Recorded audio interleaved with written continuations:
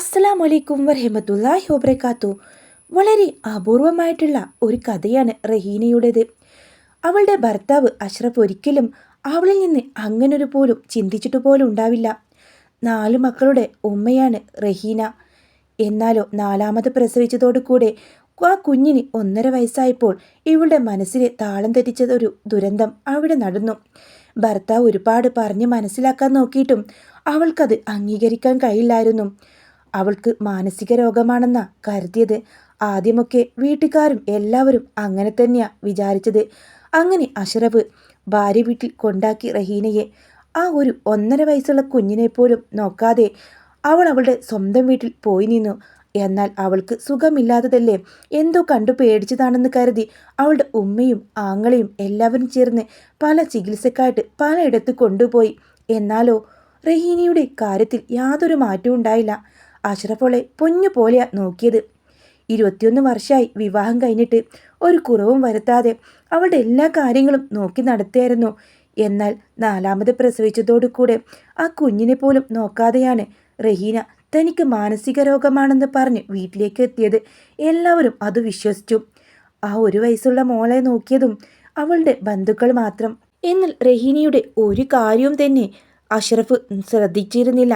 ഇത്രയും വർഷങ്ങൾ വളരെ സന്തോഷത്തോടെയും സ്നേഹത്തോടെയും കഴിഞ്ഞിരുന്ന കുടുംബമാണ്.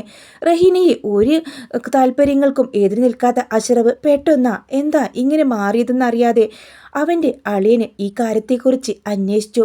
അപ്പോഴാണ് ആ ഞെട്ടിക്കുന്ന സത്യം മനസ്സിലാക്കുന്നത്. ഒരുപാട് ഹോസ്പിറ്റലിലും മെൻ്റൽ ഹോസ്പിറ്റലിലും അതുപോലെ ഉസ്താദുമാരുടെയും തങ്ങൾമാരുടെയും ഒക്കെ ചികിത്സ ചെയ്തിട്ടും റഹീനയുടെ മാനസികാവസ്ഥയിൽ ഒരു മാറ്റവും ഉണ്ടായിരുന്നില്ല. ആ സമയത്താണ് അവളുടെ ആങ്ങള ആ കാര്യം ശ്രദ്ധിക്കുന്നത്. അവൾ ഭക്ഷണം കഴിക്കുന്നതിനോ ഫോണിൽ കാണുന്നതിനോ അവൾ മറ്റെന്തിനും അവൾക്ക് മാനസികമായിട്ട് യാതൊരു പ്രശ്നമില്ല. പിന്നെ എന്താണ് ഇവൾക്ക്? ഇവളുടെ സ്വന്തം കുഞ്ഞിനെ നോക്കുന്നില്ല, ഭർത്താവിൻ്റെ വീട്ടിൽ പോയി നിൽക്കുന്നുമില്ല. ഫോണിൽ പലതരം വീഡിയോകളെല്ലാം കണ്ട് ആസ്വദിച്ചിരിക്കുന്ന റഹീനയെ പലപ്പോഴും അവളുടെ ആങ്ങള വാച്ച് ചെയ്യാൻ തുടങ്ങി.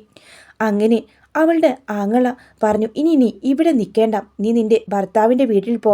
നിൻ്റെ 4 മക്കളും അവർ തറവാട്ടിൽ പോയിട്ടല്ലേ ഭക്ഷണം കഴിക്കുന്നത്. അവരുടെ കാര്യം പോലും നോക്കാതെ നീ ഇങ്ങനെ അസുഖമാണെന്ന് പറഞ്ഞ് ഇനി ഇവിടെ നിൽക്കാൻ പറ്റില്ല. ഇത് റഹീനയുടെ ഉമ്മക്കത്ര രസിച്ചില്ലെങ്കിലും ഒടുവിൽ റഹീനയെ ഭർത്താവിൻ്റെ വീട്ടിലേക്ക് തന്നെ പറഞ്ഞു വിട്ടു. അങ്ങനെ ഭർത്താവ് ഒരു ദിവസം രാത്രിയിൽ നോക്കുമ്പോൾ ഭാര്യയെ ബെഡിൽ കാണുന്നില്ല. അവനെവിടെയാണെന്നറിയാൻ അവൻ പുറത്തൊക്കെ നോക്കിയെങ്കിലും റഹീന അവിടെ ഒന്നും ഉണ്ടായിരുന്നില്ല. തൻ്റെ മാനസിക രോഗിയായ ഭാര്യ എവിടെയാണെന്ന് പോലും അറിയാതെ ആ കുഞ്ഞുങ്ങളെല്ലാം വിളിച്ചുണർത്തി. അപ്പോഴാ കണ്ടത്, വീടിൻ്റെ മതിലിനരികിൽ റഹീന നിൽക്കുന്നു.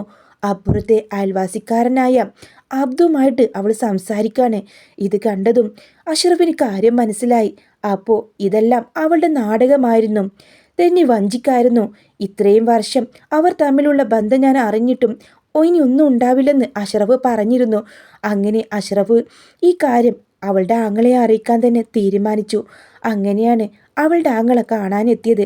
അഷ്റഫ് കണ്ണീരോടെയാ പറഞ്ഞത്, ഇത്രയും കാലം റഹീനയെ ഞാൻ ഒരു പോറൽ പോലും ഏൽപ്പിക്കാതെ അവൾ പൊന്നു പോലെയാ നോക്കിയത്. ഈ അടുത്ത കാലത്താണ് അവളും അടുത്ത വീട്ടിലെ പയ്യനുമായിട്ട് അവൾ വല്ലാതെ പ്രണയത്തിലാണെന്ന കാര്യം മനസ്സിലായത്. അത് വന്ന് പറഞ്ഞതും അവൻ്റെ ഭാര്യയാണ്. അവളിവിടെ വന്ന് വല്ലാതെ പ്രശ്നമുണ്ടാക്കി. അപ്പോഴാണ് ഇവളുടെ മൊബൈൽ ചെക്ക് ചെയ്തപ്പോഴും ഇവളെ ഞാൻ വാച്ച് ചെയ്യാൻ നോക്കിയപ്പോഴും അത് സത്യമാണെന്ന് മനസ്സിലാക്കിയത്. അങ്ങനെയാ ഞാൻ പിന്നെ അവളുടെ കാര്യത്തിൽ നിന്ന് ഒന്നും ശ്രദ്ധിക്കാതെ ഒരുപാട് തവണ അവളെ ഞാൻ പറഞ്ഞു മനസ്സിലാക്കി. എന്നിട്ടെന്ത്, അവൾക്കതൊന്നും താല്പര്യമില്ലായിരുന്നു. എന്നോടോ എൻ്റെ മക്കളുടെ കാര്യം ശ്രദ്ധിക്കാനോ അവൾക്കൊട്ടും താല്പര്യമില്ലായിരുന്നു. ഇത് കേട്ട അവളുടെ ആങ്ങള വല്ലാതെയായി. അപ്പോൾ ഇക്ക ഇത്രയും കാലം ഞങ്ങളോട് പറഞ്ഞതോ അവളുടെ മാനസിക രോഗം അതൊക്കെ അവൾ അഭിനയിക്കുന്നതാ. അവൾക്ക് അവൻ്റെ കൂടെ പോകണം, അതിന് നമ്മളെല്ലാവരും സമ്മതിക്കണം. അപ്പോൾ ഈ 1.5 വർഷമായിട്ടും അവളുടെ അഭിനയമായിരുന്നു. അതെ, അഭിനയമായിരുന്നു. അതുകൊണ്ടാണ് ഞാൻ മൈൻഡ് ചെയ്യാഞ്ഞത്. പക്ഷേ നിങ്ങളുടെ ഉമ്മയുണ്ടല്ലോ, ഞാൻ അവൾ അഭിനയിക്കുകയാണെന്ന് പറഞ്ഞാൽ ഒരിക്കലും നിങ്ങളുടെ ഉമ്മ അത് സമ്മതിച്ചു തരില്ല. മകളുടെ എല്ലാ തോന്നിയാസത്തിനും ആ ഉമ്മ കൂട്ടു നിൽക്കും.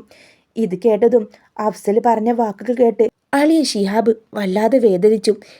അളിയൻ ഇനി ഒരിക്കൽ കൂടെ ക്ഷമിക്ക്, എൻ്റെ പെങ്ങളുടെ കയ്യിൽ നിന്ന് ഇങ്ങനൊരു തെറ്റും വരില്ല.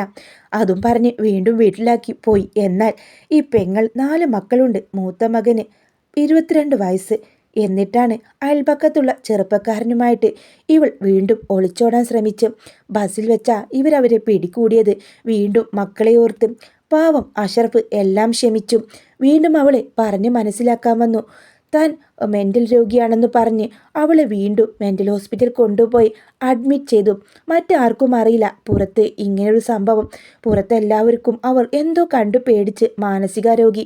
എന്നാലോ ആ വിധത്തിൽപ്പെട്ട് അതിൽ നിന്ന് അവൻ്റെ കൂടെ പോവാൻ പറ്റാത്തതിൻ്റെ വിഷമത്തിൽ സ്വന്തം കുഞ്ഞുങ്ങളെപ്പോലും ഉപേക്ഷിച്ച് മാനസികാരോഗ്യമായി അവൾ അഭിനയിക്കാരെന്ന് എല്ലാവരും അറിഞ്ഞപ്പോൾ എല്ലാവരും ആകെ ഞെട്ടിപ്പോയി. എന്നാലോ അവളെ പറഞ്ഞ് മനസ്സിലാക്കാൻ അവൾ ഒരിക്കലും തയ്യാറല്ല. അവൾക്ക് കുഞ്ഞുങ്ങളോ ഭർത്താവോ വേണ്ട. അവൾ ഇന്നലെ കണ്ട് സ്നേഹിച്ച അവളുടെ അയൽപക്കത്തെ അബ്ദുവിനെയാണ് വേണ്ടത്. അതിനുവേണ്ടി അവൾ എന്തും ചെയ്യും. അങ്ങനെ അബ്ദുവിൻ്റെ ഭാര്യ വന്ന് വീണ്ടും റഹീനയോട് തൻ്റെ കുടുംബജീവിതം തകർക്കരുതെന്ന് കരഞ്ഞു പറയുന്നുണ്ട്. പക്ഷേ റഹീന പറയുന്നത്, നീ വേണമെങ്കിൽ ആരുടെ കൂടെ പോയിക്കോ, അല്ലെങ്കിൽ എൻ്റെ ഭർത്താവ് അഷ്റഫിൻ്റെ കൂടെ ജീവിച്ചോ, എനിക്ക് എന്നാലും നിൻ്റെ ഭർത്താവും ഞാനും സ്നേഹിച്ചു പോയെന്നാണ്. ഇവള് എന്ത് ചെയ്യണമെന്നറിയാതെ ആങ്ങളെയും നാത്തൂനും ഉമ്മയൊക്കെ വല്ലാതെ കഷ്ടപ്പെടാണ്. ഒടുവിൽ റഹീനയ്ക്ക് ഭ്രാന്താണെന്ന് പറഞ്ഞ് അവൾ വീണ്ടും ഒരു ഹോസ്പിറ്റൽ ആക്കി. ഇതൊക്കെയാ നമ്മുടെ നാട്ടിൽ നടന്നുകൊണ്ടിരിക്കുന്ന കഥയാണ്. ഇത്രയ്ക്ക് അനുഭവിച്ചിട്ടും ഇത്രയ്ക്ക് അനുഭവങ്ങൾ ഉണ്ടായിട്ടും ഒരു പെണ്ണും ഇതിൽ നിന്ന് മാറുന്നില്ലല്ലോ. സ്വന്തം ഭർത്താവ് നന്നായി കെയർ ചെയ്തിട്ടും സ്നേഹിച്ചിട്ടും ഇങ്ങനെ മതിൽ ചാടി പോകുന്നവർക്ക് ഒടുവിൽ തൻ്റെ ഭർത്താവും കുടുംബവും എല്ലാം നഷ്ടപ്പെടും. ഒരിക്കലും അവളെ സ്നേഹിച്ചവൻ അവനെ കൂടെ കൊണ്ടുപോവില്ല. എന്തൊക്കെയായാലും ഈ റഹീനയുടെ സ്നേഹിച്ച ആൾ അവളേക്കാൾ എത്രയോ വയസ്സ് താഴെയുള്ളവളനാണ്. അവനൊരിക്കലും അവളെ കയ്യേൽക്കില്ല. അങ്ങനെ വീണ്ടും സത്യത്തിൽ മാനസികാരോഗിയായി മാറിയിരിക്കുകയാണ് റഹീന. ഇതുപോലെ നമ്മുടെ കുടുംബത്തിലോ നമ്മുടെ മക്കൾക്കോ ആർക്കും ഇങ്ങനെയൊരു വിധി വരുത്തരുത് എന്ന് ആത്മാർത്ഥമായിട്ട് നമുക്ക് പ്രാർത്ഥിക്കാം.